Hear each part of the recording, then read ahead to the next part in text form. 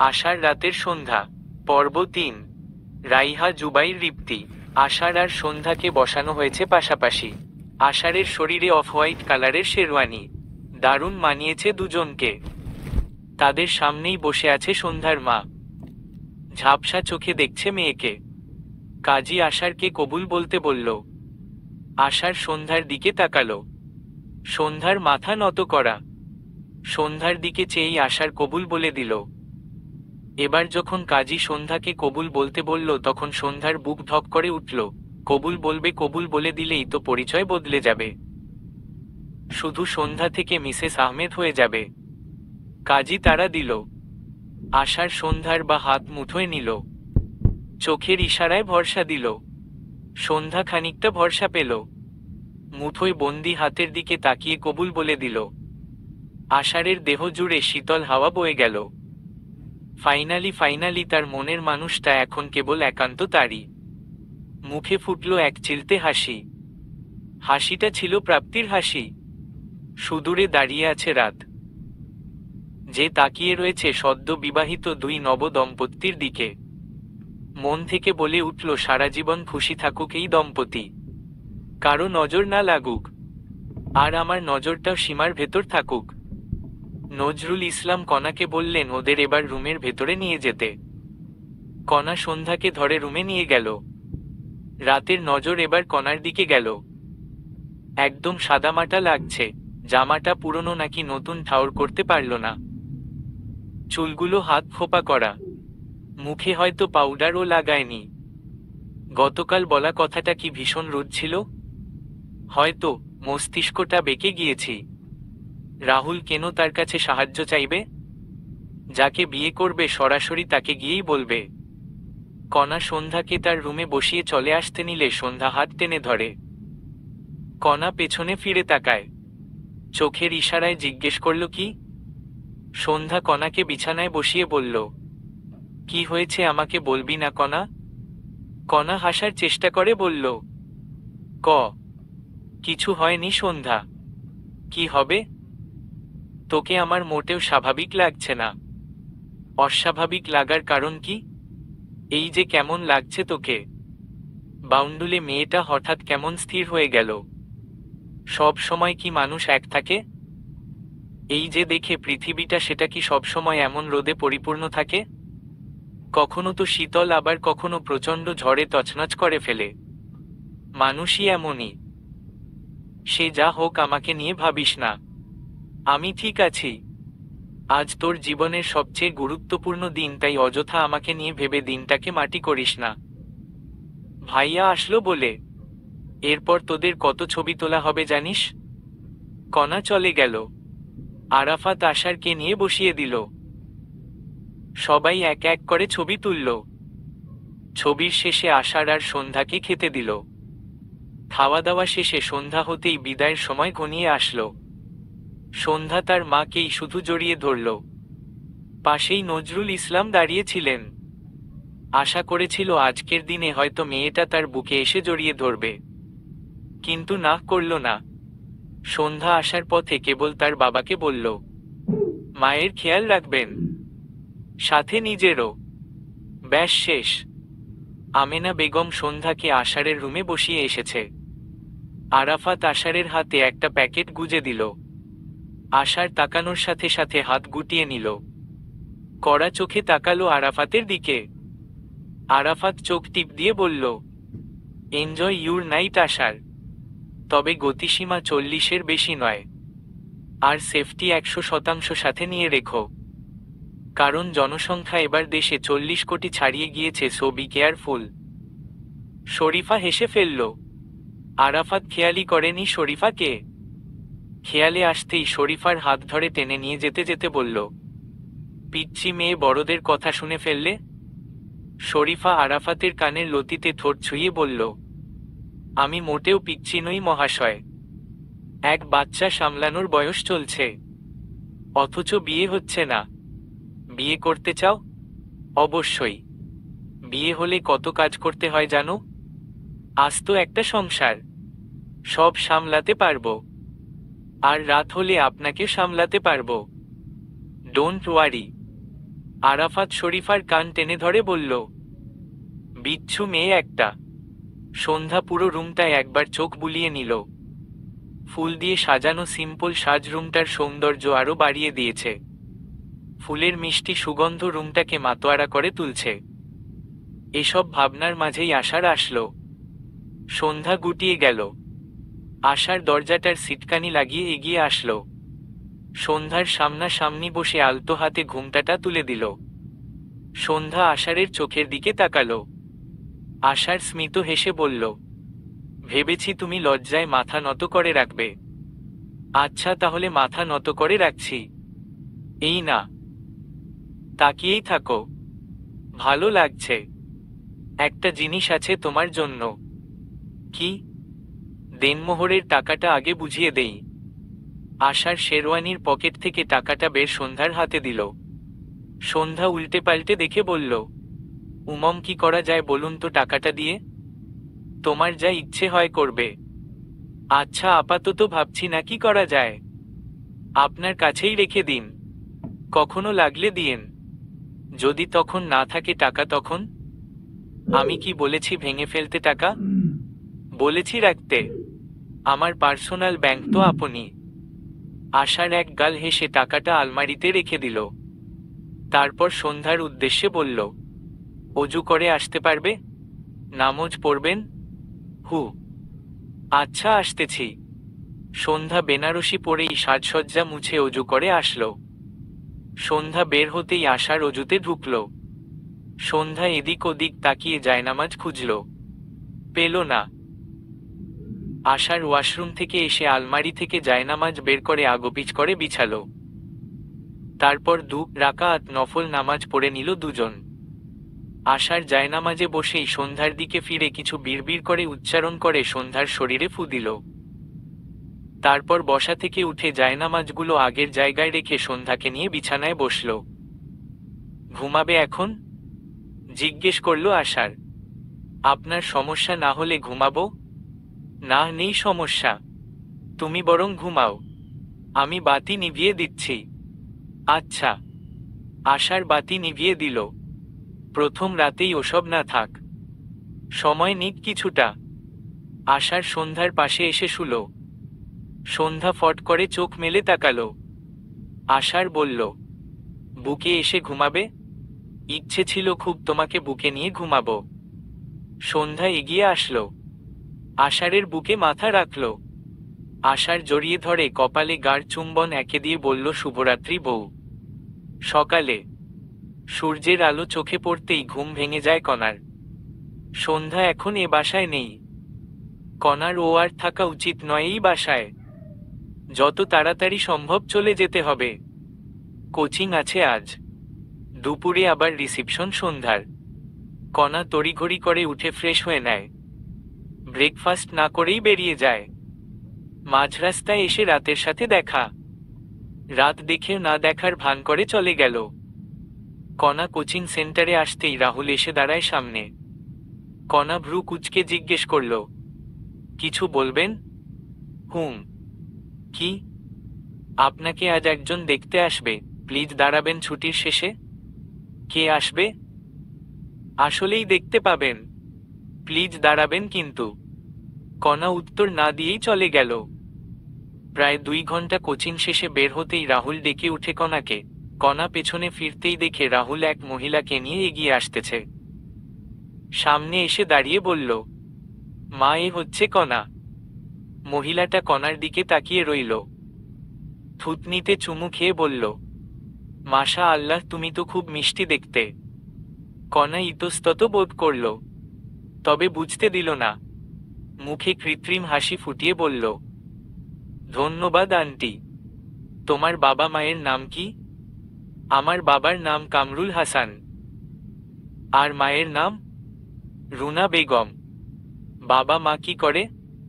জি, আমার বাবা ব্যাংকে জব করে। আর মা 19 বছর 7 হলো নেই। কোথায় গেছে? আল্লাহ নিয়ে নিছে তার কাছে। কথাটা বলার সময় কণার চোখ টলমল করছিল। রাহুলের নজরে আসে। রাহুলের মা কণার মাথায় হাত রেখে বলল, আমি তো আছি মা, তোমার বাবার নম্বরটা দাও তো, একটু কথা ছিল। কি কথা আন্টি? সেটা না হয় পরেই জেনে নিও, আপাতত নম্বরটা দাও। G01 নয়। এবার যেতে পারি? আসলে ফ্রেন্ডের আজ রিসিপশনের অনুষ্ঠান আছে, সেখানে যেতে হবে। হ্যাঁ যাও মা, সাবধানে। সন্ধ্যা রিসিপশনের জন্য একাই সেজেছে। আশার হেল্প করেছে শাড়ি পরার সময়। লোকটা কি সুন্দর শাড়ির কুচি ঠিক করতে পারে। সন্ধ্যা জিজ্ঞেস করেছিল এত সুন্দর করে কিভাবে শাড়ি পরাতে পারল। প্রত্যুত্তরে আশার জানালো ছোট থেকেই মায়ের শাড়ির কুচি ঠিক করে দিত, সেখান থেকেই শেখা। চুলটাও আশার বেঁধে তাতে বেলি ফুলের মালা পরিয়ে দিয়েছিল। দারুণ কম্বিনেশনের লোকটা। একের ভেতর সব না হলেই একের ভেতর চলে, মানানসই। আষাঢ়ের রেডি হওয়া শেষ হলে আশার সন্ধ্যার উদ্দেশ্যে বা হাত বাড়িয়ে দিয়ে বলে, হয়েছে ম্যাডাম, যাওয়া যাক। সন্ধ্যা ডান হাত এগিয়ে দিয়ে বলল, জি হয়ে গেছে, চলুন। রিসিপশনের আয়োজনে পুরো হলো রুম লাইট আর ফুল দিয়ে সাজানো। অতিথিরা আসতে শুরু করেছে। আশার সন্ধ্যার হাত ধরে হলে ঢুকতেই চারপাশে ফিসফাস শুরু হলো।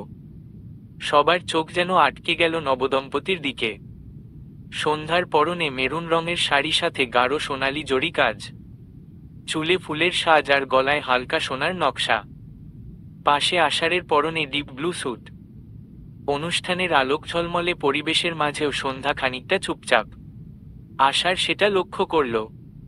আষাঢ় সন্ধ্যার কানের কাছে ফিসফিস করে বলল, কি হয়েছে, এত চুপ কেন? সন্ধ্যা চোখ নামিয়ে বলল, তেমন কিছু না, জীবনটা তো নতুনভাবে শুরু হলো, ভয় লাগছে একটু। আশার হাসি দিয়ে বলল, যতক্ষণ আমি আছি ভয় কিসের? তুমি শুধু আমার হাতটা ধরে রাখো ব্যাস। সন্ধ্যার ঠোঁটে এক চিলতে হাসি ফুটে উঠল। বাপরে, এতক্ষণ লাগে তোদের রেডি হতে? লোকজন এসে গেছে সেই কখন। কথাটা বলতে বলতে আরাফাত এগিয়ে আসলো। আশার আর সন্ধ্যা নির্ধারিত সোফায় গিয়ে বসল। আলোকচিত্রী বারবার ভিন্ন অ্যাঙ্গেল থেকে ছবি তুলতে ব্যস্ত হল। অনুষ্ঠানের মাঝে কণাও এসেছে, কিন্তু আজ তার মধ্যে যেন একটা ভিন্ন রূপ ফুটে উঠেছে। সাজগোজে তেমন না থাকলেও তার মধ্যে থাকা একটা অভিজাত সৌন্দর্য কারো চোখ এড়াচ্ছে না। রিসিপশনের ভিড়ে রাত কণার দিকে তাকিয়ে একটু দ্বিধায় পড়ে গেল, কারণ মেয়েটা তার দিকেই তাকিয়ে আছে। কণার চেহারায় একটা অদ্ভুত শূন্যতা, মনে হচ্ছিল সে কোথাও হারিয়ে গিয়েছে। রাত ভিড় ঠেলে কণার কাছে এসে দাঁড়ালো। সব ঠিক আছে? কণা প্রথমে চমকে গেলেও নিজের চেহারায় স্বাভাবিক ভাব আনল। হ্যাঁ সব ঠিক আছে। আপনি এভাবে হুট করে সামনে দাঁড়িয়ে গেলেন কেন? না, অনেকক্ষণ ধরে দেখছি আমার দিকে তাকিয়ে আছো, সেজন্য।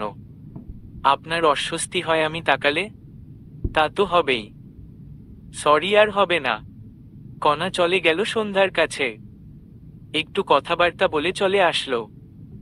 রিসিপশনের সব আয়োজন শেষে অতিথিরা বিদায় নিল।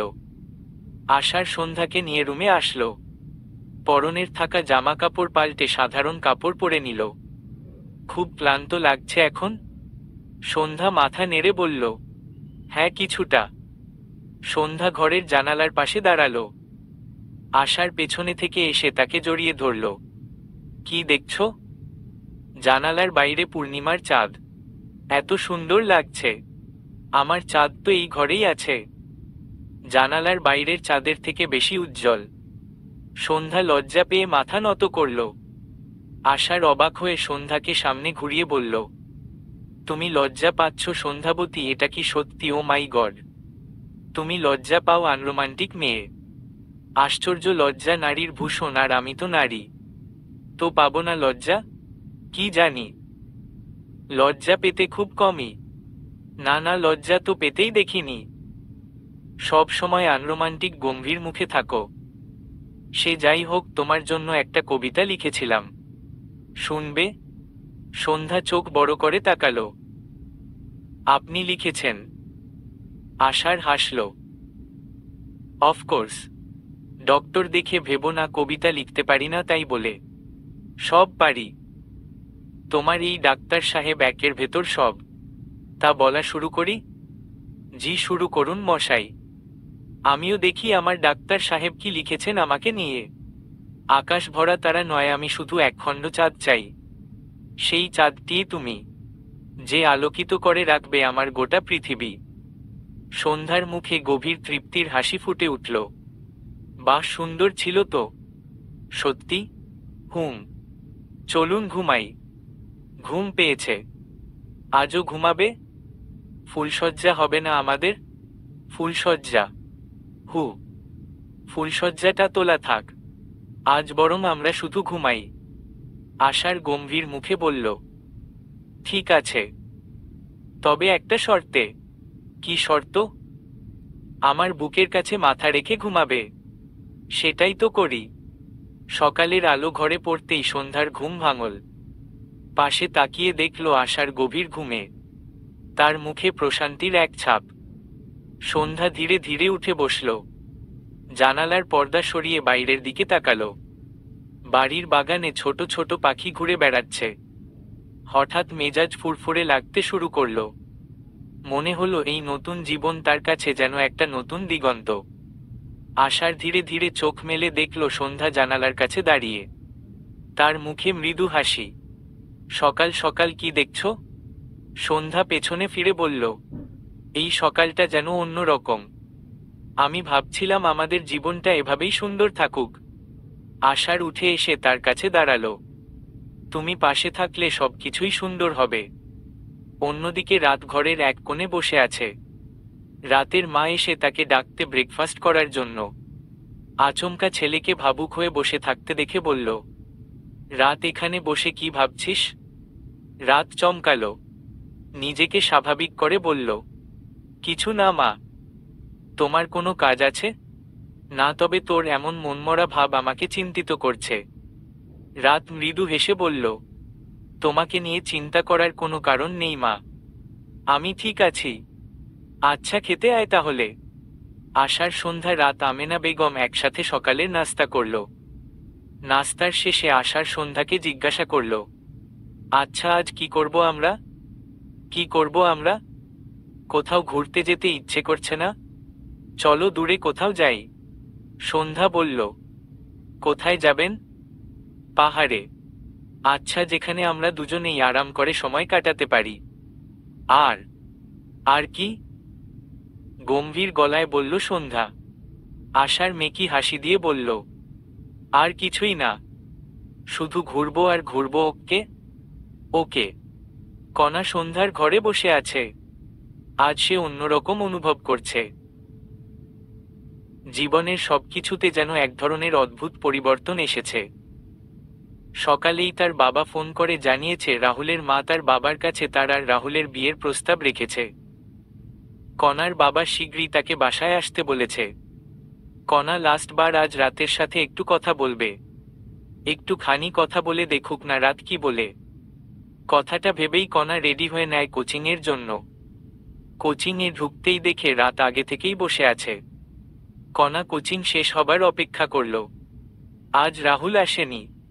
কোচিং শেষ হতেই রাত বের হলে কণা পেছনে থেকে ডেকে উঠে। রাত পেছনে ফিরে বলে, কিছু বলবে? জি। সময় হবে? বলো। এখানেই? না, মানে পার্সোনাল কথা ছিল। সামনে ক্যাফে আছে, ওটায় বসা যাবে? চলো। কণা আর রাত এসে বসল ক্যাফেতে। রাত খুব তীক্ষ্ণ চোখে কণাকে দেখে বলল, এবার বলো। রাহুলের মা আমার বাবার কাছে বিয়ের প্রস্তাব রেখেছে। ওহ, কংগ্রেস। কিছুটা জানতাম। ওহ, একটা কথা বলতে চাই। কিভাবে নিবেন বিষয়টা জানি না, তবে বলতে চাই। বলো। আমি আপনাকে ভালোবেসে ফেলছি এই কয়েকদিনে। আপনার জীবনে কি আমাকে জায়গা দেওয়া যায়? রাত কিছুটা চমকালো, তবে অস্বস্তি ভরা কণ্ঠে বলল, আমার জীবনে কোনো জায়গা অবশিষ্ট নেই যেখানে তোমাকে জায়গা দিব আমি। কাউকে ভালোবাসেন? রাত থতমত খেয়ে গেল। আগেও তো বলেছি। তখন গার্লফ্রেন্ডের কথা জিজ্ঞেস করেছিলাম। কিছুই নেই। আমি কিন্তু জানি আপনি সন্ধ্যাকে ভালোবাসতেন। রাত থমকে গেল। কণা রাতের অবস্থা বুঝে বলল, সেদিন আমি সব শুনে ফেলছিলাম আপনার কথা। আচ্ছা, আমাকে কি কোনোভাবে আপনার জীবনের সাথে জড়িয়ে দেওয়া যায় না? না, তোমার আগামী জীবনের জন্য অগ্রিম শুভেচ্ছা রইল।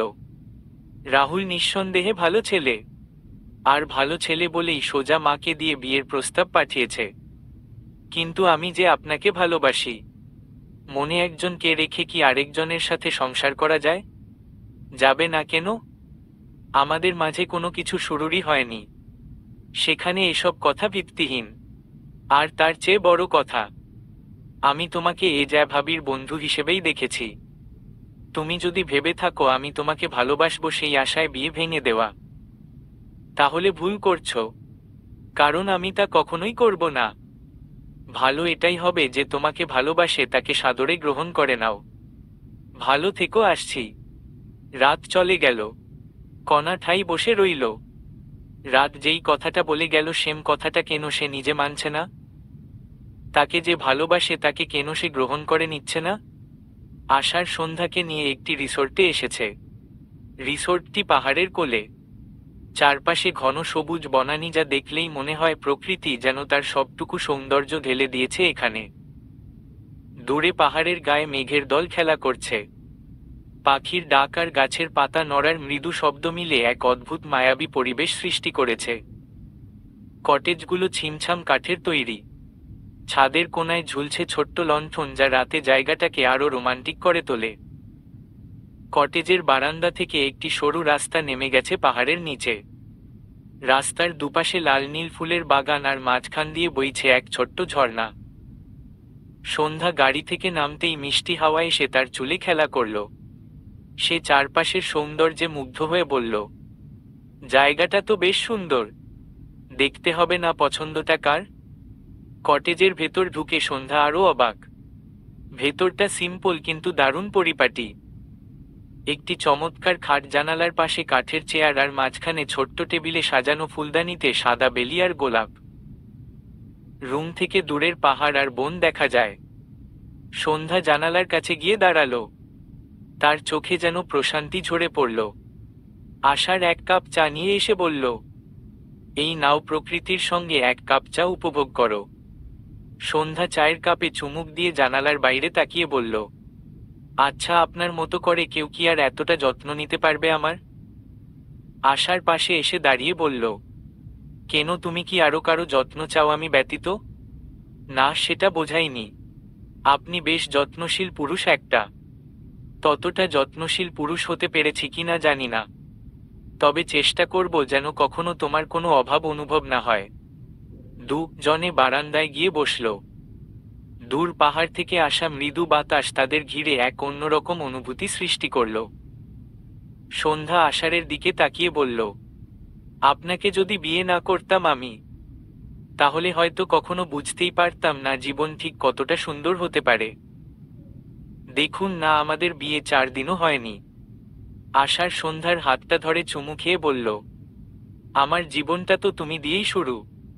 সেখানে প্রতিটি দিন আমি তোমার মতো করে কাটাতে চাই, তোমার মুখে হাসি ফুটাতে চাই। কারণ তোমার মুখের এই হাসিটাই আমার সব কষ্টের পুরস্কার। রাতের দিকে কণা নিজের ব্যাগপত্র সব গুছিয়ে নেয়। কালকেই রওনা হবে রাজশাহী। সন্ধ্যাকে বলা হয়নি। বাসায় এসেই জানতে পারল সন্ধ্যা আর আশার দূরে কোথাও গেছে। জামাকাপড় গোছানোর শেষ হতেই টেবিলে থাকা ডায়েরিতে চোখ গেল। কিছু লিখতে ইচ্ছে করছে। ডায়েরিটা খুলল। তারপর কিছু একটা ভেবে লিখতে শুরু করল। আজকের তারিখটা লিখতে ইচ্ছা করছে না। সময় আর তারিখ কি সত্যিই গুরুত্বপূর্ণ? দিন আসে রাত যায়, একটানা চক্র। কিন্তু জীবনের আসল গল্পগুলো তারিখের খোপে বাঁধা পড়ে না। জীবনটা যেন নদীর মতো, কখনো শান্ত, কখনো উচ্ছল, কখনো বা ভীষণ বেগবান। ভাবি, এই জীবনটা আমরা ঠিক কিভাবে বাঁচি? রোজ সকালে উঠি, কাজ করি, রাতে ঘুমোতে যাই, অথচ এই অভ্যাসের মাঝেই কোথাও কোথাও লুকিয়ে থাকে অজানা সুখ কিংবা প্রচ্ছন্ন বেদনা। আমার মনে হয় জীবন মানে শুধু ভালোবাসা বা ঘৃণা নয়। জীবন মানে সেই গভীর অনুভূতিগুলো যা শব্দ দিয়ে বোঝানো যায় না। সেই মুহূর্তগুলো যখন তুমি একা থাকো কিন্তু একাকিত্ব অনুভব করো না।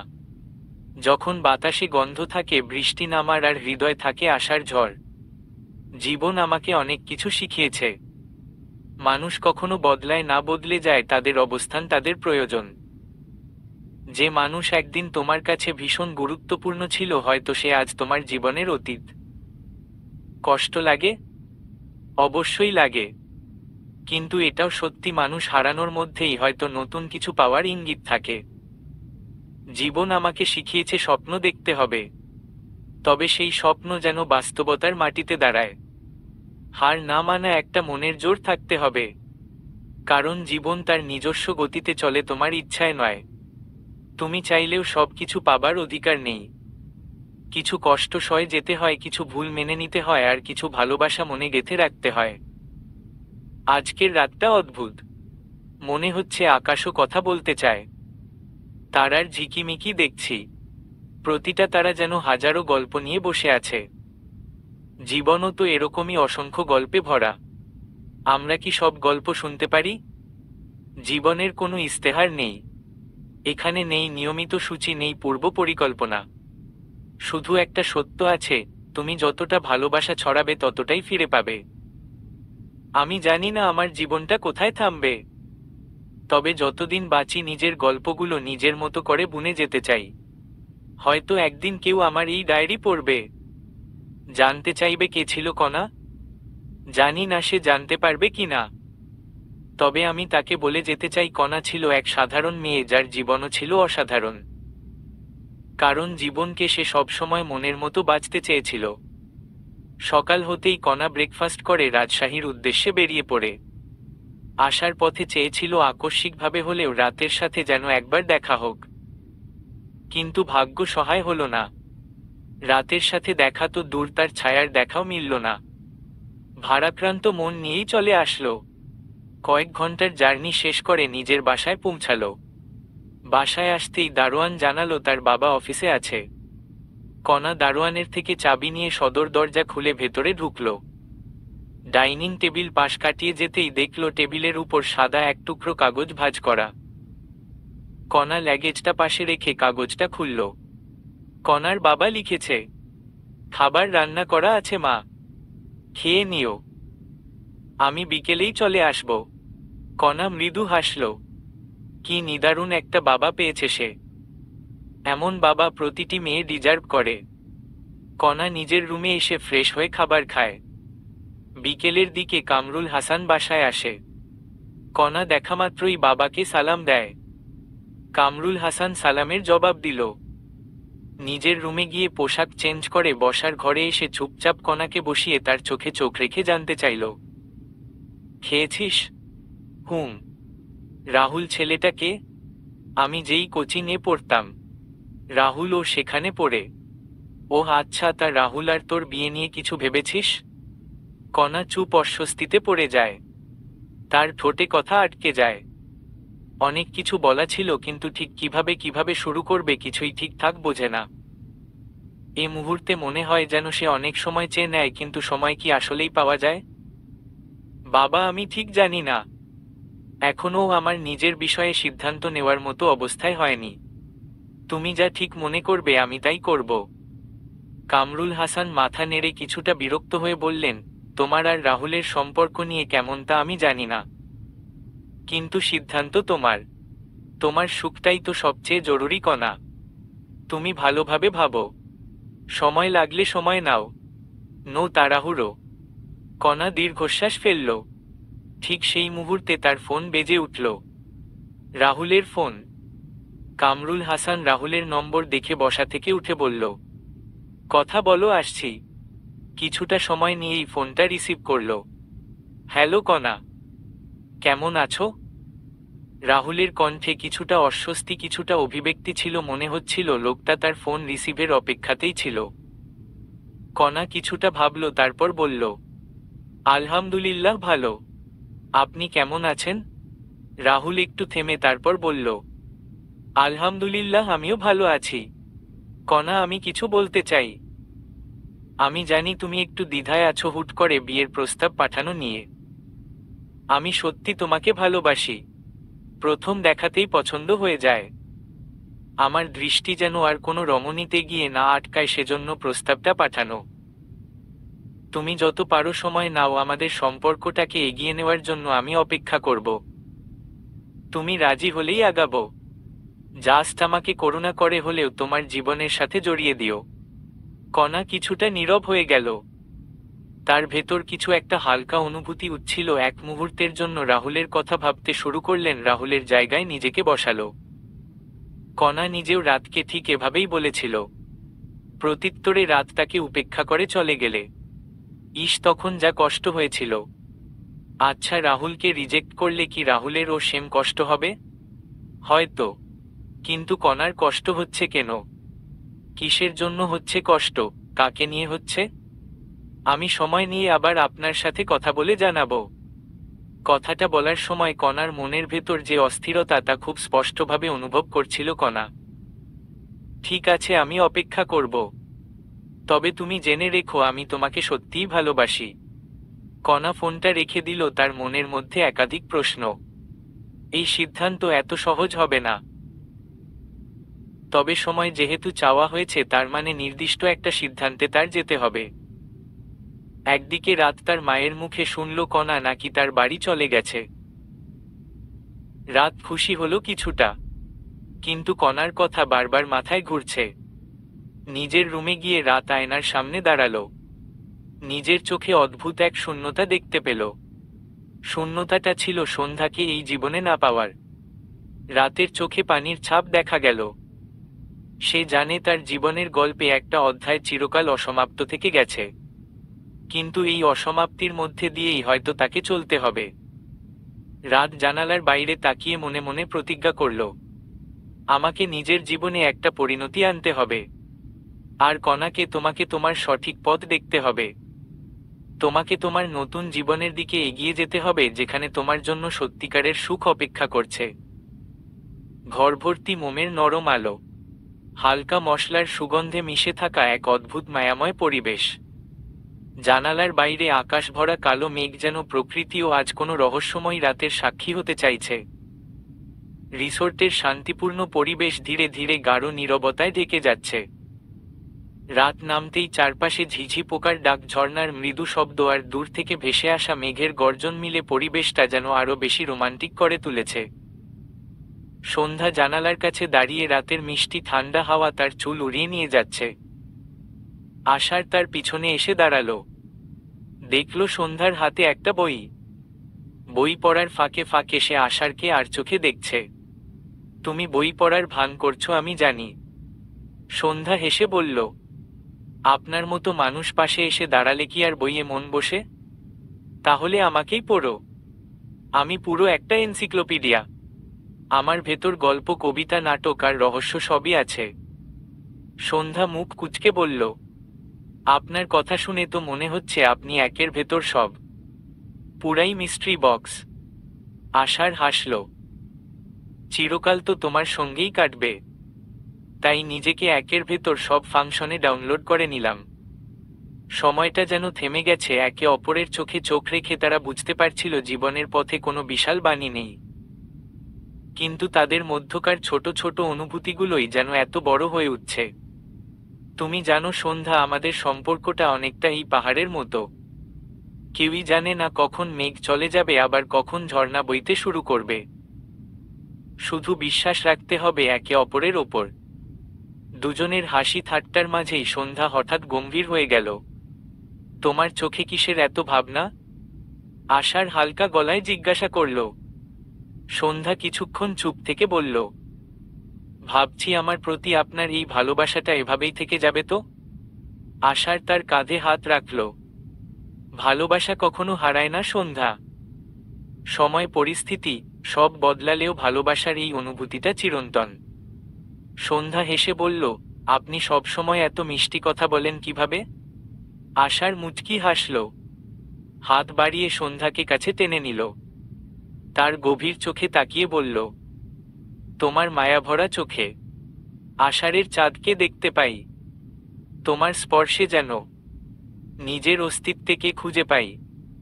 সন্ধ্যা কিছু বলতে পারল না। তার চোখের কোণায় লজ্জার রেখা ফুটে উঠল।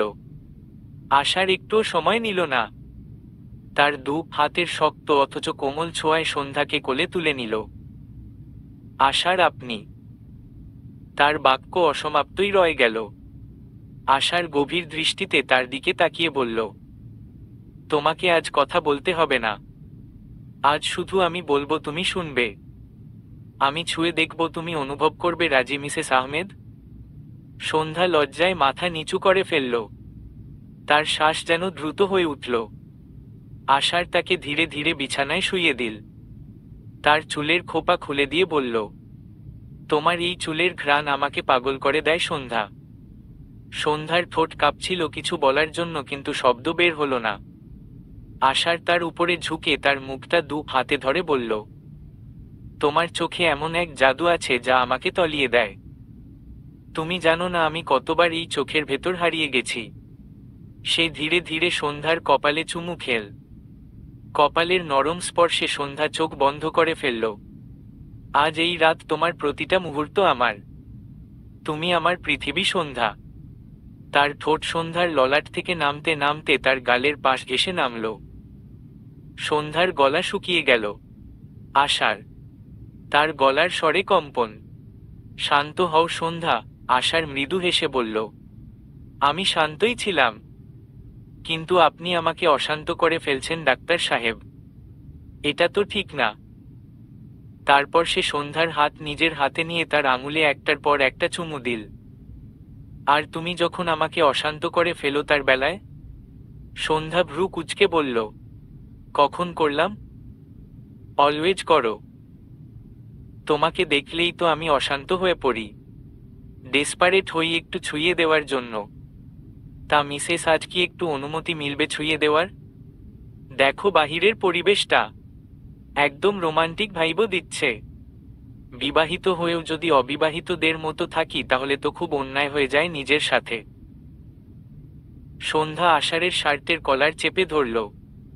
চোখ মুখে ছিল ভয় লজ্জা। আষাঢ় বুঝল সম্মতি আছে, কারণ সন্ধ্যার কোনো কিছুতে আপত্তি থাকলে সেটা মুখের উপর বলে দেয়। বাইরে বৃষ্টি পড়তে শুরু করল। বৃষ্টির শব্দ যেন এক মোহময় সুর তুলে ধরল।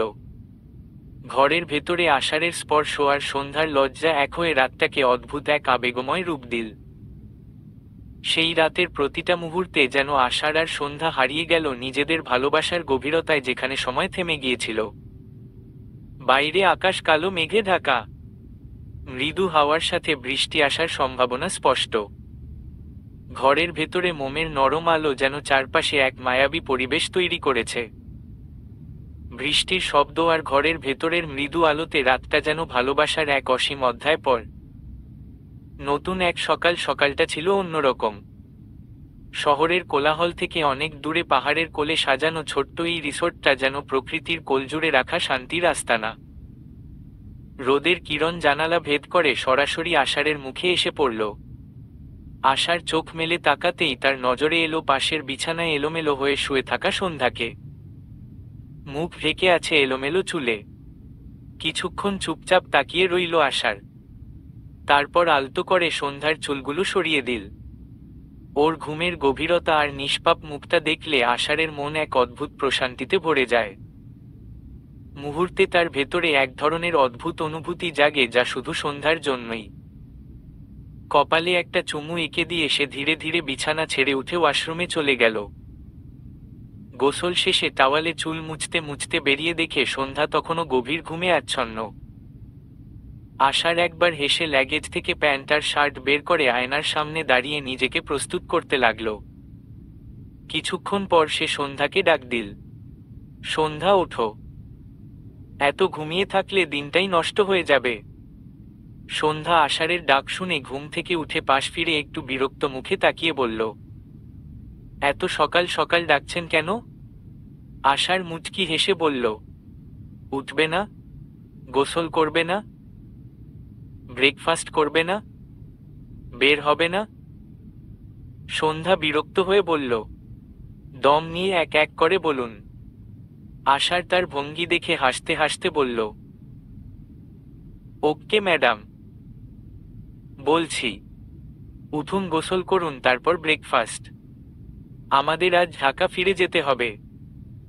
সন্ধ্যা যেন কথাগুলো শুনে বিরক্ত হল। ঢাকা ফিরতে হবে? আমি তো আরেকদিন থাকতে চাই। এত সুন্দর জায়গা ছেড়ে যাওয়ার ইচ্ছে হচ্ছে না। আমারও ইচ্ছে নেই, কিন্তু কাজ আছে তো। সন্ধ্যা গা ঝাড়া দিয়ে উঠে ওয়াশরুমে চলে গেল। সেটা দেখে আশার রিসোর্টের রুম সার্ভিসে ফোন করে তাদের ব্রেকফাস্ট রুমে পাঠানোর ব্যবস্থা করল। কিছুক্ষণ পর একজন লোক দরজায় নক করল। আশার দরজা খুলে খাবারগুলো নিয়ে টেবিলে রাখল। প্যানকেক, অমলেট, সসেজ আর চায়ের গন্ধে পুরো রুমটা ভরে গেল। খাবারগুলো গুছিয়ে রেখে সে অপেক্ষা করতে লাগলো সন্ধ্যার জন্য। সন্ধ্যা গোসল সেরে বের হলো। চুলগুলো ভেজা, টুপটুপ করে পানি পড়ছে। কামিজের পেছনের অংশ ভিজে লেপ্টে আছে শরীরে। আষাঢ়ের ঘোর লেগে আসলো। জিহ্বা দিয়ে ঠোঁটটা ভিজিয়ে এক ঢোক গিলে বলল, তুমি কি একটা কথা জানো? কোন কথা? এই যে ভেজা চুলে তোমাকে আরো সুন্দর দেখায়। জানতে সেটা? সন্ধ্যা চুলের পানি মুছতে মুছতে বলল, আগে জানিনি। তবে আপনি বলায় আজ জানলাম। সব কিছুই কি আমি বলার পরই জানো তুমি? না তো। এই যেমন আমি সুন্দরী মানেন তো সেটা? হুমম মানি। এটা আপনি না বললেও তো আমি জানি। কে বলেছিল? কত ছেলেই তো বলেছে ভার্সিটিতে। আর তুমি সেসব শুনেছ? গম্ভীর মুখে বলল আশার। সন্ধ্যা ভেজা টাওয়ালটা বেকনিতে মেলে দিতে দিতে বলল, এমনভাবে সামনে এসে হিরোর বেসে বলতো যে না চাইতেও কথাগুলো কানে আসত। তাই শোনা হয়ে গেছে। আফসোস কোনো মেয়ে আজ অবধি হিরোইনের বেসে এসে আমার প্রশংসা করল না। ইস, কষ্ট লাগছে নাকি? ভীষণ। বুকটা ফেটে যাচ্ছে সেই কষ্টে। ব্রেকফাস্ট সেরে নিন। মেডিসিন খাইয়ে দিব, কমে যাবে কষ্ট। Medicine? Are you sure? Okay, breakfast করা যাক তাহলে। কাম। সন্ধ্যা এসে পাশে বসতেই ব্রেকফাস্ট শেষ করল। ব্রেকফাস্ট শেষ হতেই আশার বলল, give me my medicine. Sandhya drawer থেকে নাপার ট্যাবলেট এনে হাতে ধরিয়ে দিয়ে বলল, ধরুন। আশার মেডিসিনের দিকে তাকিয়ে বলল, নাপা দিলে কেন? বাহ রে, আপনিই তো মেডিসিন চাইলেন। আমি তো এই মেডিসিন চাইনি। আমি তো ওটা চেয়েছি। সন্ধ্যার ঠোঁটের দিকে ইশারা করে বলল আশার। সন্ধ্যা ভ্রুকুটি করে তাকালো। এটা মেডিসিন? বিবাহিত পুরুষদের কাছে এটাই তাদের একমাত্র মেডিসিন, বুঝলে? তাই সময় নষ্ট করো না, কাম। সন্ধ্যা মুখটা এগিয়ে আনলো আষাঢ়ের মুখের কাছে। আষাঢ়ের হার্টবিট বেড়ে গেল। সন্ধ্যা কিছুক্ষণ মুখের দিকে চেয়ে থেকে সরে আসতে নিলে আষাঢ় নিজ থেকে আঁকড়ে ধরে সন্ধ্যার ঠোঁট। সন্ধ্যা চোখ বড় বড় করে তাকায়।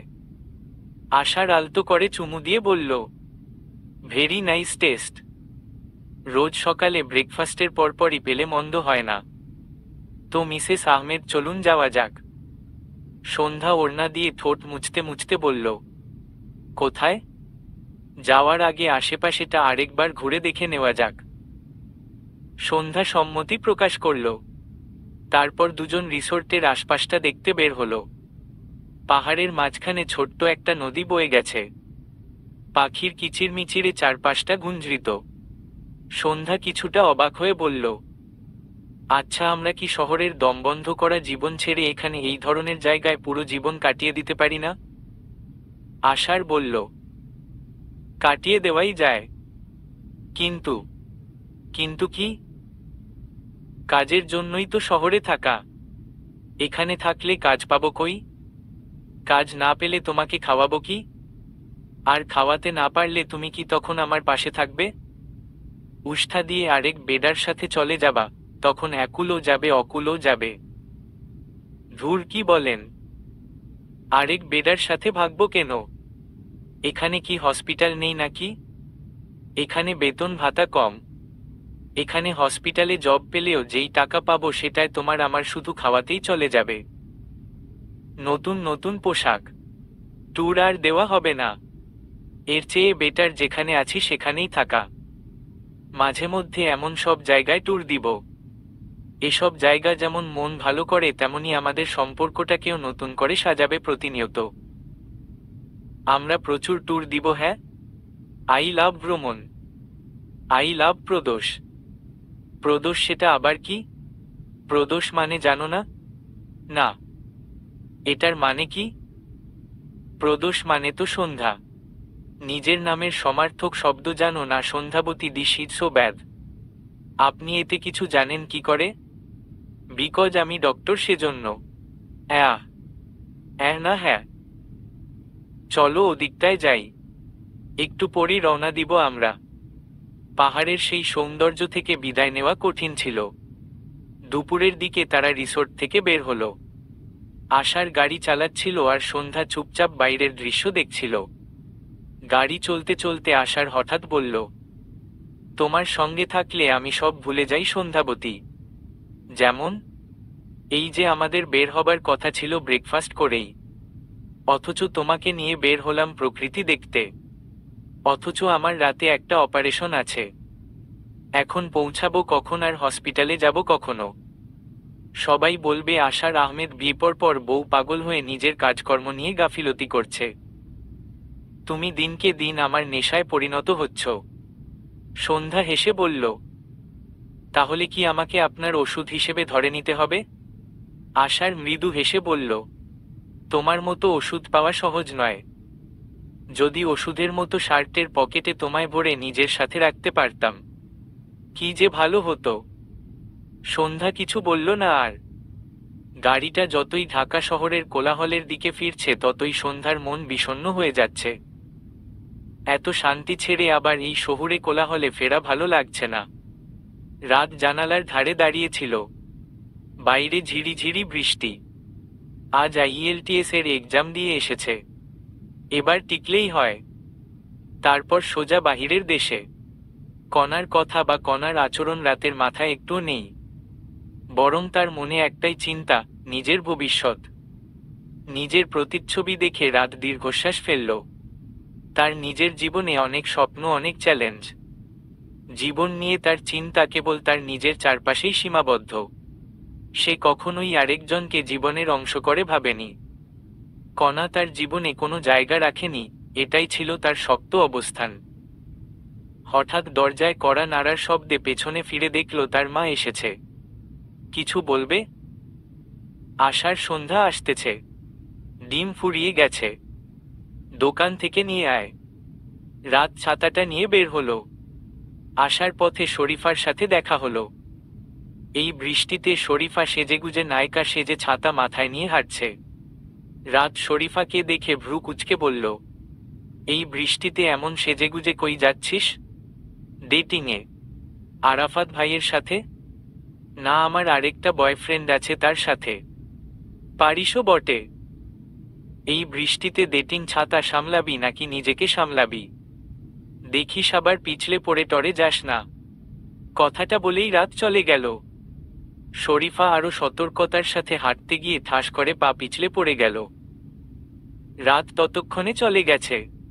শরীফা আশেপাশে তাকালো, কেউ দেখে ফেলল না তো? না, কেউ দেখেনি। তাড়াতাড়ি করে পড়া থেকে উঠে বাসার দিকে ছুটল ড্রেস চেঞ্জ করতে। অন্যদিকে কণা তার বাবার দেওয়া পরামর্শ নিয়ে দ্বিধায় ভুগছে। তাই ভাবল বাবার থেকে কৌশলে একটা কথা জেনে নিবে। যেই ভাবা সেই কাজ। গুটি গুটি পায়ে বাবার রুম পাসল। দরজায় কড়া নেড়ে নিজের উপস্থিতি জানিয়ে বলল, বাবা, আসবো? কামরুল হাসান ব্যাংকের ফাইলটা পাশে রেখে বলল, আয়। কণা ভেতর ঢুকল। কিছু বলবি? একটা কথা জানতে চাচ্ছিলাম। হ্যাঁ বল। আচ্ছা বাবা, জানো আমার না একটা ফ্রেন্ড আছে। সে না একজনকে ভালোবাসে, কিন্তু যাকে ভালোবাসে সে আমার ফ্রেন্ডকে ভালোবাসে না। এদিকে আমার ফ্রেন্ডের বিয়ে ঠিক হয়ে গেছে বাসা থেকে, এখনো ও দ্বিধায় ভুগছে। ওর কি করা উচিত? ছেলে না মেয়ে তোর ফ্রেন্ড? মেয়ে। কেউ যদি ভালো না বাসে তাহলে তো আর সেখানে জোর করে ভালোবাসা পাওয়া যায় না। মেয়েটার উচিত পরিবার যাকে পছন্দ করেছে তাকেই বিয়ে করা। কিন্তু বাবা, ও যে আরেকজনকে ভালোবাসে। মনে একজনকে রেখে আরেকজনকে কি বিয়ে করা যায়? প্রথমে কষ্ট হবে, কিন্তু সময় যেতে যেতে তা স্বাভাবিক হয়ে যাবে। মনে রাখবে, মেয়েরা হচ্ছে তরল। তাকে যেই পাত্রেই রাখবে সে সেই পাত্রেই নিজেকে মানিয়ে সেই পাত্রেরই আকার ধারণ করবে। তার মানে বলছো মেয়েটার রাজি হয়ে যাওয়া উচিত বিয়েতে? হ্যাঁ, যদি একপাক্ষিক ভালোবাসা হয়ে থাকে তাহলে রাজি হয়ে যাওয়াই উচিত। আচ্ছা, আসছি, পরে কথা বলবো। কণা চলে আসলো নিজের রুমে। তার উত্তর সে পেয়ে গেছে। ফোনের স্ক্রিনে কল লিস্টে ঢুকলো। রাতের নম্বরটা জলজল করছে। কি একটা ভেবে কণা রাতকে কল লাগালো। রাত সবেই ডিমটা মায়ের হাতে ধরিয়ে দিয়ে নিজের রুমে এসেছে। আকস্মিক ফোন বেজে উঠায় অচেনা নম্বর দেখতে পেয়ে ফোনটা রিসিভ করে কানে নিয়ে বলল, হ্যালো, কে? কণা জবাব দিল, আমি কণা বলছি। রাত কান থেকে ফোনটা নামিয়ে নম্বরটা দেখে নিল। কিছু বলবে? চেয়েছিলাম তো অনেক কিছুই বলতে, কিন্তু সেই বলার অধিকারটা তো দেননি। আর তা কেমন আছেন? আলহামদুলিল্লাহ, ভালো আছি। আমার কথা জিজ্ঞেস করলেন না? কি জিজ্ঞেস করব? কেমন আছি আমি? সেটা জিজ্ঞেস করাটা জরুরি মনে হলে না, তাই জিজ্ঞেস করিনি। আপনি ভীষণ পাষাণ একটা পুরুষ, জানেন সেটা? হয়তো। আর একবার ভাবুন না রাত। ভাবার রাস্তা আমি রাখিনি কণা, তাই ভাবাভাবির কিছুই নেই। আমি যে দহনে পুড়ে ছারখার হচ্ছি, তার দায়ভার নিশ্চয়ই আমার নয়। আমার কি উচিত বিয়েটা করে ফেলা? আমার মতে তোমার বিয়েটা করে নেওয়াই উচিত। আমার বিয়েতে আসবেন? যদি বাহিরে যাওয়ার আগে হয়ে যায় তাহলে নিশ্চয়ই যাওয়ার চেষ্টা করব। রাখছি, এখন একটু কাজ আছে। রাত ফোনটা কেটে দিল। বিকেল গড়িয়ে সন্ধ্যা নামতেই আষাঢ় আর সন্ধ্যা ঢাকায় এসে পৌঁছালো। বাসায় এসেই জানতে পারল কণা চলে গেছে। সন্ধ্যা কণাকে ফোন দিয়ে কিছুটা কথা শোনালো না বলে চলে যাওয়ায়। কণা ভুলক্রমে ও বিয়ের ব্যাপারটা বলল না। রাত সন্ধ্যাকে কণার সাথে কথা বলতে দেখে নিজের রুমে গিয়ে চেয়ার টেনে বসল। টেবিলে রাখা কাগজে কিছু একটা লিখতে শুরু করল। তার লক্ষ্য একটাই, নিজেকে শক্তিশালী এবং অটল রাখা। সে জানে অন্যের আবেগে সে তার নিজের পথ পরিবর্তন করবে না। রাতের ডায়েরির একটি অংশ, আমার জীবনে এখন বর্তমানে আবেগের জায়গা খুবই কম। পৃথিবীটা বাস্তব এবং কঠিন। এখানে আবেগ দিয়ে কিছু হয় না। জীবনকে সামনে এগিয়ে নিতে হলে নিজের চাওয়া পাওয়া স্পষ্ট থাকা জরুরি। রাত জানে তার জীবনে কোনো অনুভূতি তাকে এখন দুর্বল করতে পারবে না, কারণ সে এখন পাথরের মতো নিজেকে শক্ত করে নিয়েছে। কারণ জীবনে একটা ধাক্কা না খেলে কখনো পরিবর্তন আসে না, আর পরিবর্তন না আসলে জীবনের কোনো মানেই হয় না। 15 দিন পার হয়ে গেছে। রাতের আইএলটিএস এক্সামের রেজাল্ট দিয়েছে এর মধ্যে, এবং সে উত্তীর্ণও হয়েছে। বাহিরের যাওয়ার সব প্রসেস কমপ্লিট। তার ফ্লাইট পরশু নাইটে। এখন স্বপ্ন পূরণের পালা। এই 15 দিন কণার সাথে কোনো যোগাযোগ হয়নি। কণার বিয়ে ঠিক হয়ে গেছে। বিয়ের প্রস্তুতি নাকি জোর কদমে চলছে। সন্ধ্যার মুখে শুনেছিল, এই তো কাল গায়ে হলুদ। গতকাল রাতে কণা একটা মেসেজে দিয়ে রাতকে আসার অনুরোধ করল। মেসেজটি পড়েই রাত স্থির হয়ে গিয়েছিল। কোনো উত্তর দেয়নি, এমনকি ডিলিটও করেনি। শুধু মেসেজটি সিন করেই রেখে দিয়েছিল। সন্ধ্যা বসার রুমে বসে ভাবছে কণাকে নিয়ে। আশার হসপিটালে গেছে, কাল যাবে তারা রাজশাহী। রাতকে রুম থেকে বের হতে দেখে সন্ধ্যা ডেকে উঠল। রাত সন্ধ্যার দিকে তাকালো, এগিয়ে এসে বলল, বলুন, আপনি যাবেন না বিয়েতে? হয়তো যাওয়া হবে না। আসলে পরশু তো আমার ফ্লাইট। গোছগাছও তো করতে হবে। হ্যাঁ, সেটাও তো কথা। কণা আমাকে বারবার বলে দিয়েছে আপনি যেন একটু হলেও যান। আমার যাওয়া না যাওয়ায় তো বিয়ে আটকে থাকবে না সন্ধ্যা। সরি ভাবি, তাছাড়া হয়তো সময়ই হবে না আমার। তবুও চেষ্টা করব। কতদিনের জন্য যাবেন? গুনিনি, যতদিন ইচ্ছে হয় ততদিন। কণাটাও বাহিরে পড়ার জন্য কোর্স করল, অথচ বিয়ের জন্য এক্সামটা দিতে পারল না। নেক্সট টাইম দিবে, সমস্যা তো নেই তাতে। ব্রেকফাস্ট করেছেন? না। আচ্ছা, ব্রেকফাস্ট আনছি আমি। সন্ধ্যা উঠে চলে গেল খাবার আনতে। রাত খাবার টেবিলে বসল। সন্ধ্যা খাবার এনে দিল। রাত খেল। খাওয়ার শেষে রাত বাহিরে চলে গেল। কিছু কাজ আছে যা শেষ করতে হবে। রাত বের হবার পরই সন্ধ্যা বের হলো শাশুড়ির সাথে। পাশের মলে গেল কিছু কেনাকাটা করার জন্য। কেনাকাটা করে মল থেকে বের হতেই দেখা হলো নিখিলের সাথে। সন্ধ্যা স্থির হয়ে গিয়েছিল।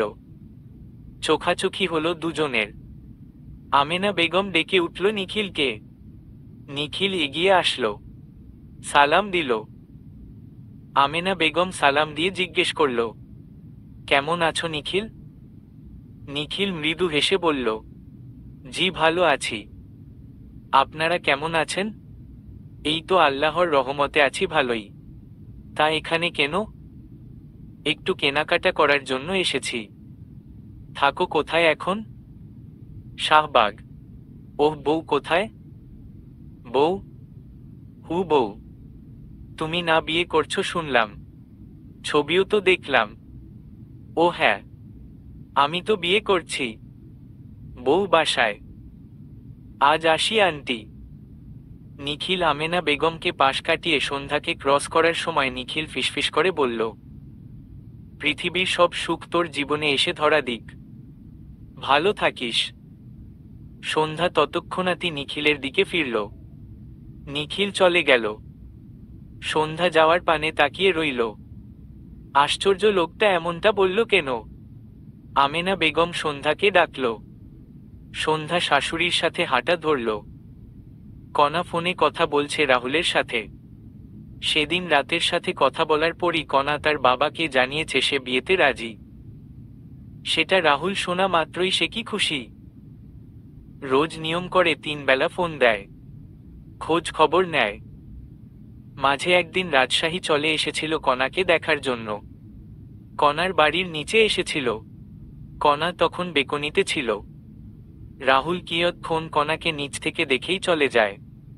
রাহুল ছেলেটা ভালোই। অ্যারেঞ্জ ম্যারেজ হিসাবে সব মেয়ে তো এমনই স্বামী চায়। রাহুল কেয়ারিং একটা পার্সন। কণা শুনছ? বলুন। আমরা দুজন কিন্তু একসাথে বাহিরে যাব কেমন? আমি তোমাকে তোমার ফ্রিডম দিব। তোমার সব স্বপ্ন পূরণের পথিক হয়ে পাশে থাকব। তোমাকে উৎসাহ দিব। বাধা অন্তত কখনোই দিব না। আমি একদম তোমার মনের মতো স্বামী হবার আগে বন্ধু হয়ে দেখাবো। তার বিনিময়ে কি তুমি সারা জীবন আমায় তোমার পাশে রাখবে কণা? আমি বিয়ে একটাতেই বিশ্বাসী রাহুল। আপনার সাথে আমার বিয়ে হওয়া মানে ধরে রাখুন মৃত্যুর আগ অবধি আমি আপনার বউ হয়েই আপনার পাশে থাকব। আমরা আজ রাতে আসতেছি রাজশাহী। সোজা হোটেলে কমিউনিটি সেন্টারে উঠব। সাবধানে আসবেন। রাতে আশার বাসায় ফিরতেই দেখে সন্ধ্যা বিছানায় আধশোয়া হয়ে কিছু ভাবছে। আশার পোশাক পাল্টে নিল। কিয়ৎক্ষণ তাকিয়ে রইল অথচ সন্ধ্যার খেয়ালে আসলো না। আশার এবার সন্ধ্যার বাহুতে হাত দিয়ে বলল, এই কি ভাবছ? সন্ধ্যা চমকাল। ধরফরিয়ে উঠে বলল, ভয় পেলাম তো। ভয় কেন পেলে? কি ভাবছ? আজ মলে গিয়েছিলাম। তো নিখিলের সাথে দেখা হলো। ওহ, তারপর? একটুও অনুতপ্ত নেই। অনুতপ্ত কেন থাকবে? সে কি করেছে? সে সেকেন্ড বিয়ে করে সুখী আছে। কেন তার অসুখী থাকার কথা ছিল? আপনি কি তার হয়ে কথা বলছেন? না তো। সেটাই তো মনে হচ্ছে। শোনো সন্ধ্যা, বাহির থেকে কাউকেই জাজ করা উচিত না। আর নিখিলের কোনো অন্যায় আমি তেমন দেখি না। শ্রেয়ার সাথে এটা আরো অনেক আগেই হতো। আমি নিখিলকে বলেছি মানিয়ে নিতে ধৈর্য ধরে। তবে শ্রেয়া তো শ্রেয়াই। আর তাছাড়া আমি বলবো নিখিল দারুণ একটা মানুষ। আপনার কথার টোন ভালো লাগছে না। নিখিল ভাই কেমন সেটা আমার থেকে আপনি ভালো জানেন। হয়তো কিছুটা ভালো জানি। আর নিখিল কিন্তু বিয়ে করেনি। সন্ধ্যার ভ্রু কুঁচকে আসলো। বিয়ে করেনি মানে? সেদিন যে ছবি দেখলাম, ওটা নিখিলের বউ না, নিখিলের বন্ধুর বউ। ওদেরই বিয়ে হয়েছে। নিখিল সাক্ষী হিসেবে গিয়েছিল। সেখানেই একজন ছবি তুলে শ্রেয়াকে পাঠিয়ে বলেছিল নিখিল বিয়ে করে নিছে। আসল কথা হলো নিখিল নিখিলের মতো আছে। তো ওসব করার কি মানে? নিখিল তো করেনি, করেছে ওর কলিগ, যার সাথে শ্রেয়ার ভাব ছিল। ওহ আচ্ছা, বাদ দেই এই টপিক, খেতে আসুন। আশার সন্ধ্যার পেছনে পেছনে গেল। রাত আগেই খেয়ে নিজের রুমের জানালার ধারে দাঁড়িয়ে আছে। বাইরের আকাশে মেঘ জমেছে, দূরে কোথাও বিদ্যুতের চমক দেখা যাচ্ছে। ভালো লাগছে এমন আবহাওয়া। এই তো আর কয়টা দিন, তারপর চলে যাবে নতুন দিনের সূচনা। কণাকে সাজানো হয়েছে। আজ যে গায়ে হলুদ। কণা আয়নায় নিজেকে দেখছে। তাজা ফুল হলুদ শাড়ি দারুণ লাগছে। এত দারুণ লেগেও তো পেল না রাতকে। কি এমন হতো রাতকে পেয়ে গেলে? বিশ্বে কি যুদ্ধ লেগে যেত একটা মানুষকে পাওয়ার ফলে? কণা বিছানা থেকে ফোনটা নিল। সন্ধ্যাকে ফোন করে জিজ্ঞেস করলো কতদূর তারা। সন্ধ্যা জানালো প্রায় কাছেই। কণা ইনিয়ে বিনিয়ে জিজ্ঞেস করলো রাত আসছে কিনা। সন্ধ্যা জানালো রাত আসবে না, কাল ফ্লাইট তার। তার পক্ষে সম্ভব না আসার। কাল তার ফ্লাইট, কথাটা শুনেই বুক অসাড় হয়ে আসলো কণার। ইস, লোকটা তাহলে চলেই যাচ্ছে শেষবারের জন্য। কি একটুও দেখা হবে না তাদের?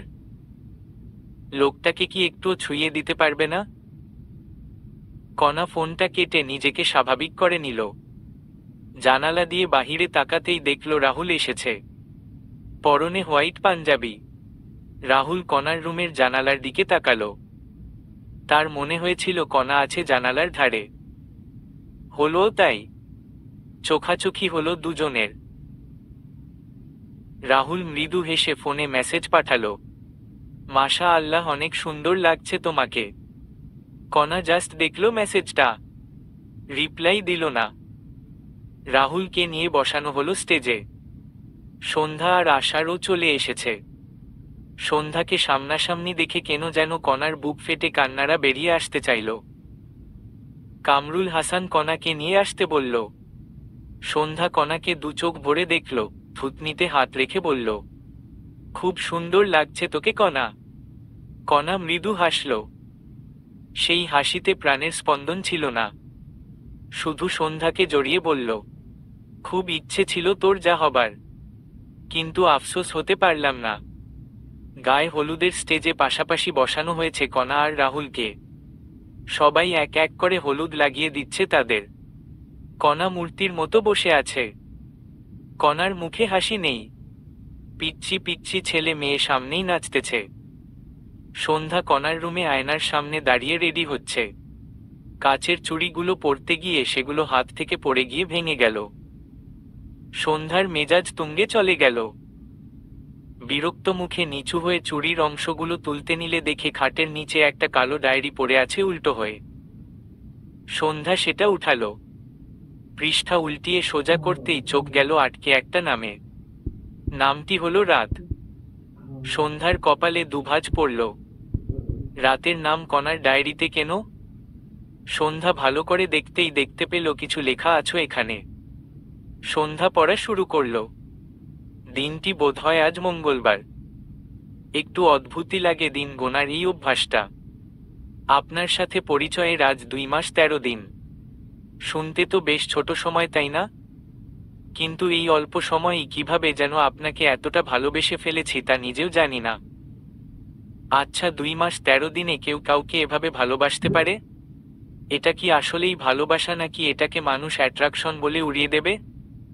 জানি না, তবু একটা ব্যাপার জানি, আপনার প্রতি আমার এই টান কেবলই হাওয়ায় মিলিয়ে যাওয়া কিছু নয়। এটা গভীর, অন্তহীন। রাত, জানেন আমাদের নামটা কতটা সুন্দরভাবে জুড়ে যায়, রাত প্লাস কণা সমান রাতকণা। যেন আমাদের জন্যই পৃথিবীতে এই নামটা সৃষ্টি হয়েছে। কিন্তু ভাগ্যের নির্মম পরিহাস, এই সুন্দর নামের মতোই অসাধারণ হলো না আমাদের সম্পর্কটা। আপনার জন্য কখনো হিংসা করব ভাবিনি, কিন্তু এখন আমার বুকের ভেতর সেই অজানা আগুনটা জ্বলছে। হিংসা করি সেই মানুষটাকে যে আপনার দৃষ্টিতে এসে পড়েছে। কেন আমার দিকে একবারও তাকালেন না সেভাবে? আমি তো চেষ্টা করেছিলাম রাত, আপনাকে বোঝার, আপনার চোখের ভাষা পড়ার, কিন্তু আপনার চোখে আমার জন্য কিছুই ছিল না, ছিল কেবল সেই অন্য কারো ছায়া। সবাই বলে ভালোবাসা নাকি নিঃস্বার্থ হয়, কিন্তু আমি পারিনি। আপনার প্রতি আমার এই ভালোবাসা আমাকে দুর্বল বানিয়েছে, আমাকে ভেঙে দিয়েছে। আর আজ আমি শুধু প্রশ্ন করি, কেন আপনার কাছে আমার ভালোবাসা যথেষ্ট হলো না? রাত, জানেন, আমি প্রতিদিন নিজেকে এই প্রশ্নগুলো করি, কিন্তু কোনো উত্তর পাই না। কখনো ভাবি হয়তো আপনি আমার কথা ভুলেই গেছেন, হয়তো আপনি কখনোই বুঝবেন না আমি কিভাবে প্রতিটি মুহূর্তে আপনাকে ভাবি। জানেন, আমার কাছে রাত মানে আপনি। আপনি ছাড়া রাত যেন কোনো অর্থই পায় না। কিন্তু আজকাল সেই রাতগুলো আর আগের মতো মনে হয় না। প্রতিটি রাত যেন আমাকে আরো একা করে দেয়। জানেন, আমি কখনো কাউকে এতটা অনুভব করিনি, কিন্তু আপনাকে, আপনাকে অনুভব করি প্রতিটি নিঃশ্বাসে। এমনকি যখন চোখ বন্ধ করি তখনও আপনার মুখটা স্পষ্ট দেখতে পাই। কিন্তু আপনি, আপনি কি একবারও আমাকে অনুভব করেন? একবারও কি মনে হয় কেউ আকাশের চাঁদকে নয়, কেবল আপনাকে চায়? আমি জানি আপনার কাছে এসবের কোনো গুরুত্ব নেই। আপনি হয়তো কখনো ভাবেনি না আমি কতটা কষ্টে আছি।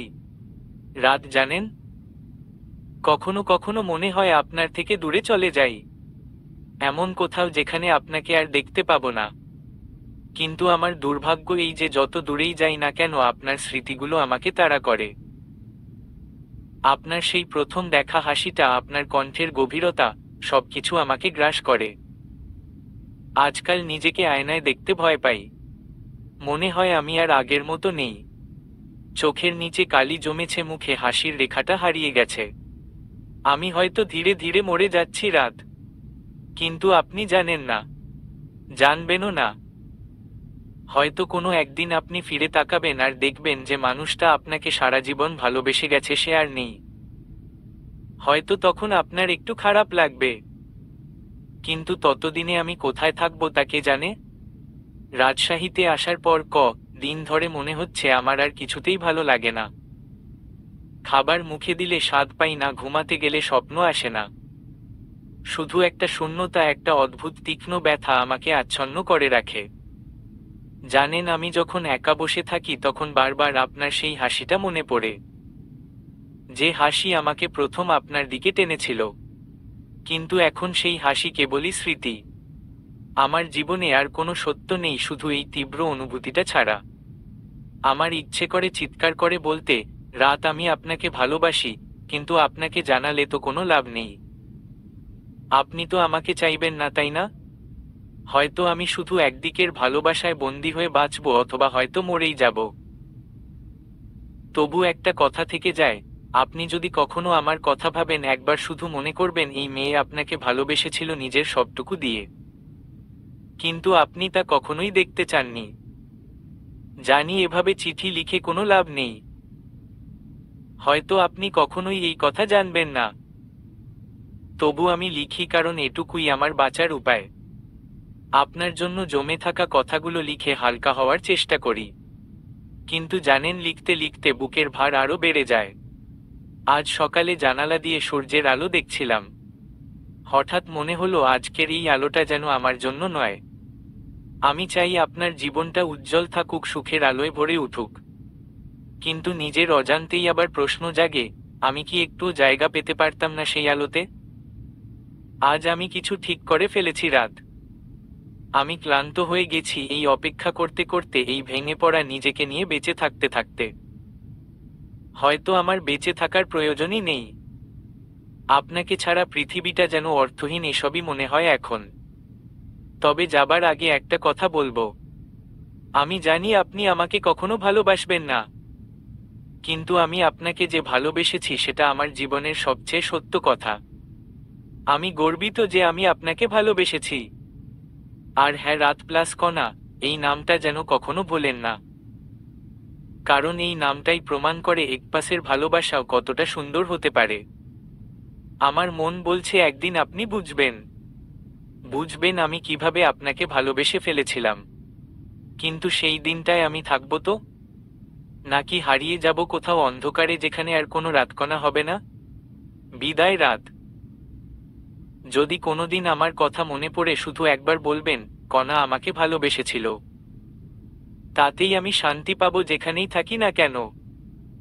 ডায়েরিটা পড়ে সন্ধ্যা বরফের ন্যায় জমে গেল। কণা রাতকে ভালোবেসেছিল, তাহলে সন্ধ্যাকে কেন জানালো না? আর রাত কোন মেয়েকে ভালোবাসে? ডায়েরিটা হাতে নিয়ে ছাদে আসতেই কণার মলিন মুখটা চোখে পড়ল। আশার সন্ধ্যাকে দেখা মাত্রই এগিয়ে আসলে সন্ধ্যা আষাঢ়ের হাতে ডায়েরিটা ধরিয়ে দিয়ে কণার দিকে এগিয়ে গেল।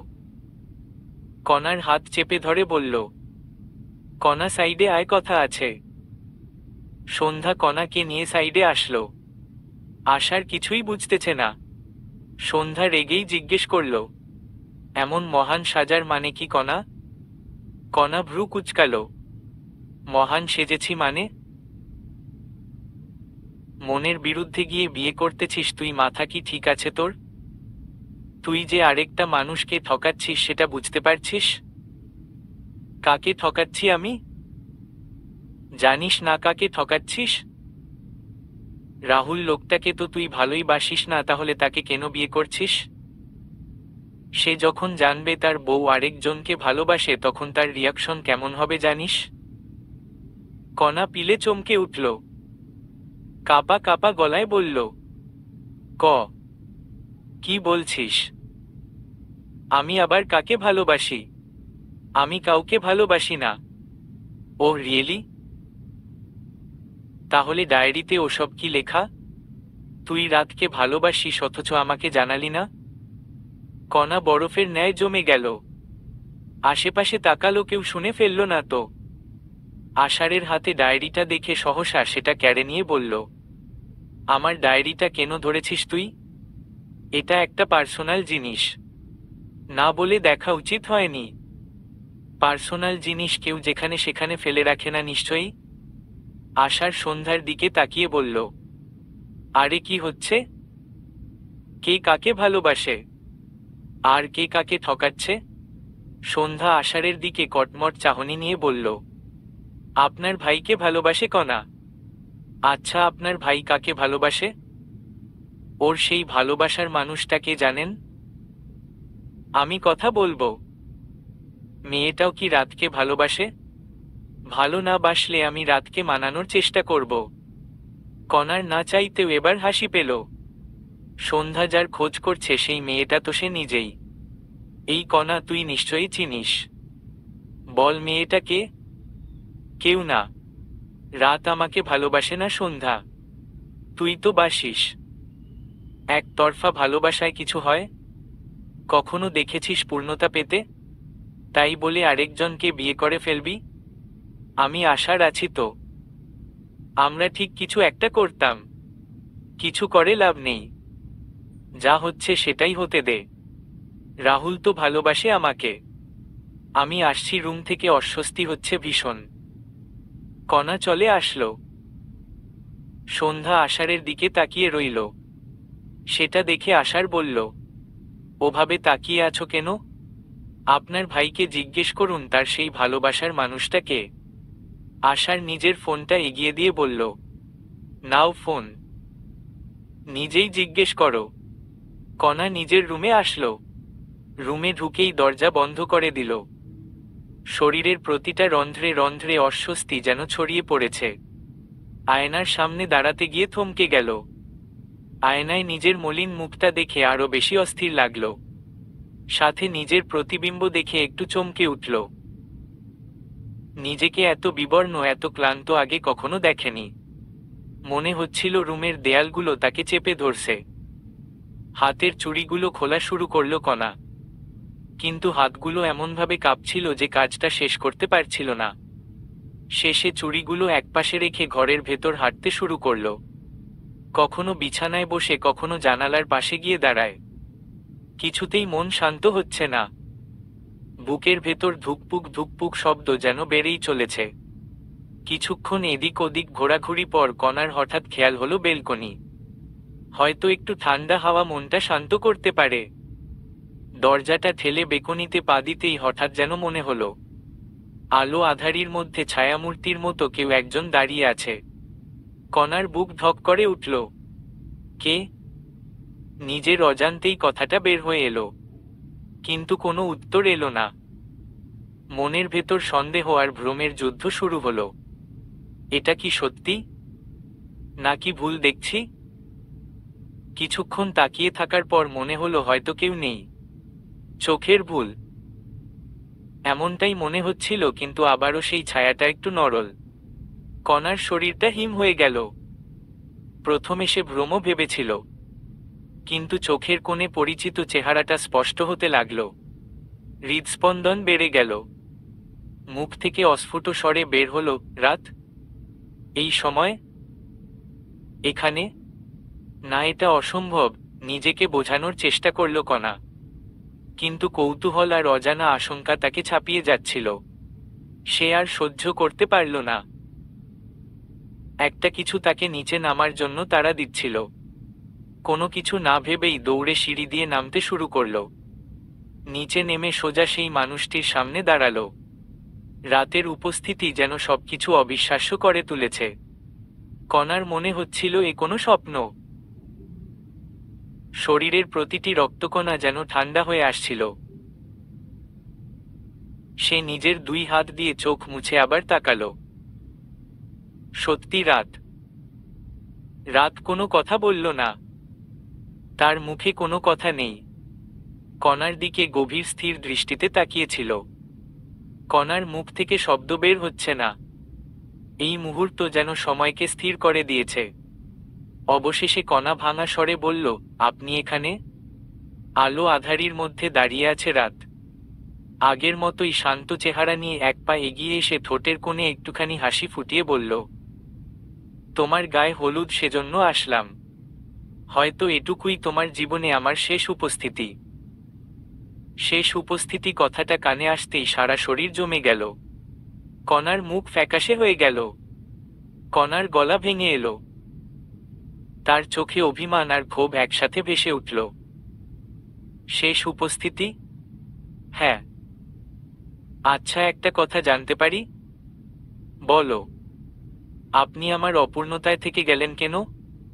প্রকৃতি কেন এমন নির্দয়তা দেখালো? রাত ঠান্ডা ও দৃঢ় স্বরে বলল, এক জীবনে সব পেয়ে গেলে জীবন নষ্ট হয় কণা।